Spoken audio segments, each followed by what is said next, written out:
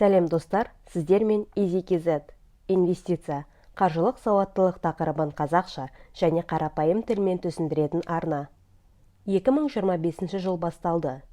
Көпшілік инвесторлар осы уақытта алдағы жылға инвестициялық жоспар құрып, қаражатын қайда құятындығын болжай бастайды. Осыған орай, бүгінгі видеода сіздерге 2025 жылға арналған инвестициялық идеялармен бөлісетін боламын. Қай секторларды өсім күтіп тұр? Қай компанияға инвестициялауды қарастыруға болады? Қандай инвестициялық мүмкіндіктер туып тұр? Осы сұрақтарға алдағы минуттарда жауап алатын боламыз. Сіздерге тақырып қызықты болса, әдеттегіше лайк басып, пікір қалдырып, арнаға қолдау білдіре кетіңіздер. Егер арнаның жаңа көрермені болсаңыз, алда шығатын видеоларды жіберіп алмас үшін арнаға тіркеліп қойыңыз. Алда әлі талай пайдалы ақпаратпен бөлісетін боламын. Тіркеліп, лайк басқандарыңызға рахмет. Мен бастаймын. Экономист мамандардың талдауынша, биыл 2025 жылы жаһандық экономика негізгі 3 бағыт бойынша дамуын ұлғайтады. Олар технология, тұрақты даму және денсаулық сақтау. Бірінші бағыт технология саласындағы алға жылжушылық.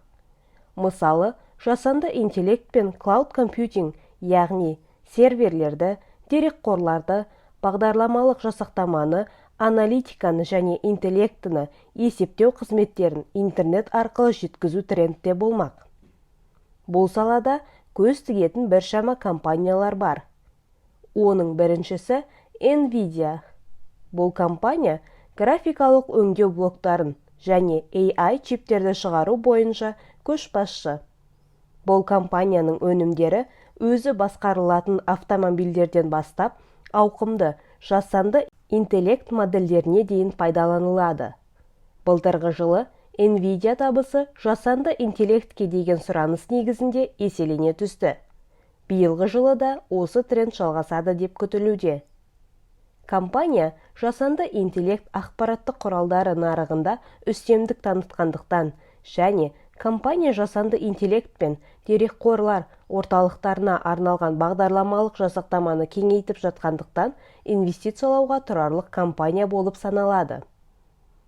Бұл саладағы көз тігуге тұратын келесі компания ол Palantir Technologies компаниясы.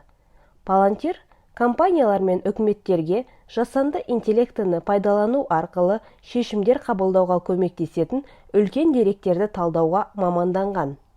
Ал үлкен деректерді пайдалану арқылы шешім қабылдау, денсаулық сақтау, қорғаныс және логистика саласы сияқты коммерциялық секторларда кеңінен қолданылуда. Тиісінше, деректерге негізделген шешім қабылдау нарығының кеңеюіне және оның үлкен корпорациялармен игерілуіне байланысты Palantir компаниясы инвестициялауға тұрарлық компаниялар қатарына кіреді.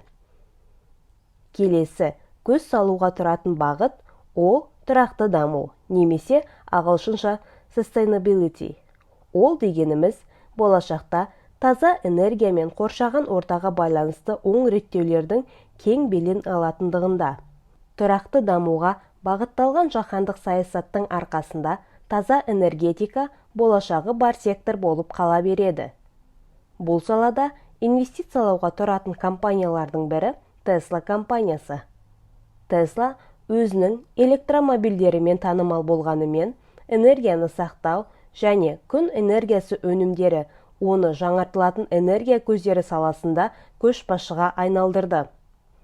Tesla аккумуляторлық технологиясы жаһандық энергетикалық ауысуда шешуші рөл атқарады деп күтілуде.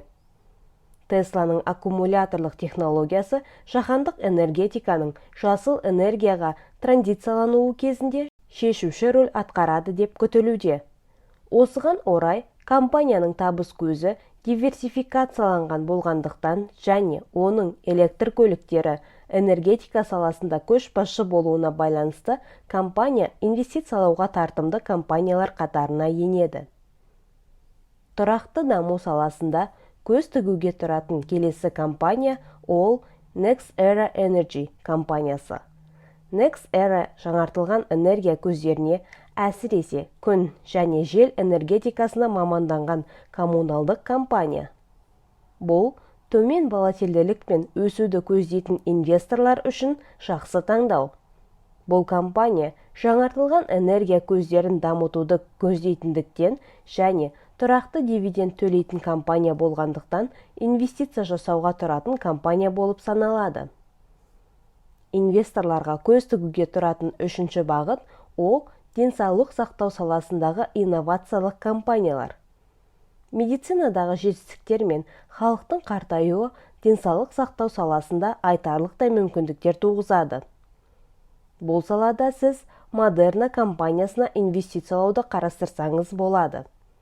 COVID-19 вакцинасымен танымал Moderna қатерлі ісік, сирек кездесетін аурулар және тағы да басқалары үшін mRNA терапиясын әзірлеуде. Оның инновациялық платформасы медицинада төңкеріс жасай алады деп болжануда. Осы салаларда қарастыруға болатын компаниялардың бірі Intuitive Surgical компаниясы. Intuitive Surgical робот-хирургия жүйелерінің көшбасшысы болып табылады. Ауруханаларда пациенттердің нәтижелерін жақсарту үшін осы компанияның технологияларын көптеп енгізуде. 2025 жыл инновациялар мен трансформациялар жылы болады деп болжануда.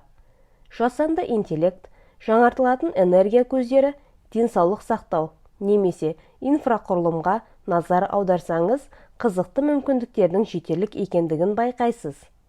Естеріңізде болсын, инвестициялау кезінде ақпаратқа негізделген шешімдер қабылдап, өз мақсаттарыңызға сәйкес компанияларды таңдау маңызды. Егер сіздерге видео ұнаса лайк басып, пікір қалдыруды ұмытпаңыздар. Биыл қай саланың, компанияның дамуы жақсы болады деп ойлайсыздар? Алда шығатын видеоларды жіберіп алмас үшін арнаға тіркеліп, қоңыраушаның үстінен баса кетуді ұмытпаңыздар. Сіздерге алдын ала рахмет.